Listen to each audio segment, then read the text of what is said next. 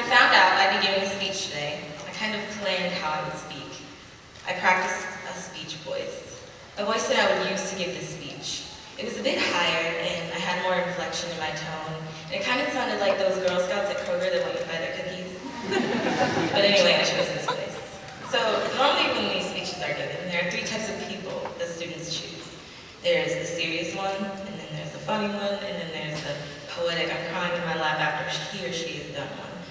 Now, I told you I was contemplating a speech voice, and my poems seem to always start with roses are red, so we know which one I am. Being the funny one is kind of hard. You have to be funny for everyone. Your jokes have to fit the audience, and the minute you don't want to put on a show, everyone thinks something's wrong. It's kind of like being the only black kid at a party, and I've been the only black kid at a university party. I recently visited a few graduations outside of university, and I found them to be quite interesting. They tell the parents and friends not to be too loud because every student that has to walk across the stage has got to get through.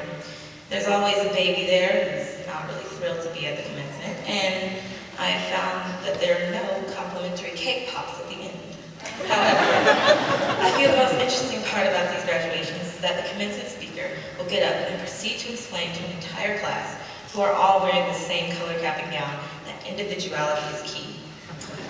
We complain about not being able to victoriously throw our caps up at the end of graduation, but university consistently pushes us to be individuals within this community. They remind us that it's okay to be interested in the TV show Doctor Who, and that what better time to share this interest than with the community in our 15-minute morning meeting. Here, you could do that, because here judgment was tossed out, along with the words you shouldn't say and the sleepless nights you'll never get back. Truth is, there's no rule book that tells you how to be yourself. You won't find a How to Be a Townsend 101 in our awkward upstairs area we call a library. Here, I could be whatever I wanted to be, and I'm truly going to miss that feeling.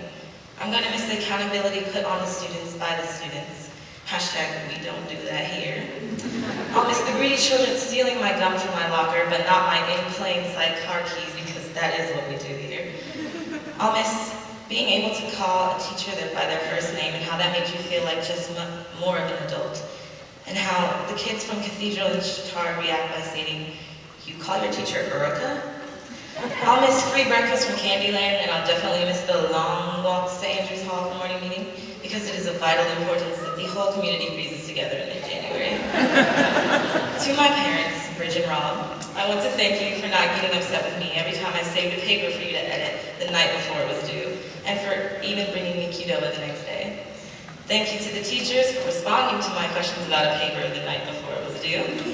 And to all the mothers and fathers who sacrificed to make sure our lives ran smoothly here during high school. We cannot thank you enough. Keep on holding it down. Class of 2015, y'all are the real MVP. I'm gonna miss y'all the most. Thanks for answering my texts that asked what the reading was, and for acting like you were gonna fail that AP Calc exam too, even if it was just to make me feel better. Thank you for the meetings at Starbucks and for keeping the snacks in your lockers. And while I'd like to say we'll remember how to find the surface area of cones and how the populist party came to be, we probably won't remember any of that. But what we will remember is the way university made us feel. We will remember the experience and relationships that we had. We'll remember the kindness, welcomes, and occasional donuts that greeted us in the morning at 8:15, or for some of us around 9:07.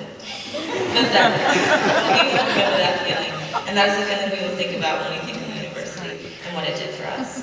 That is the feeling we will remember when we think of high school.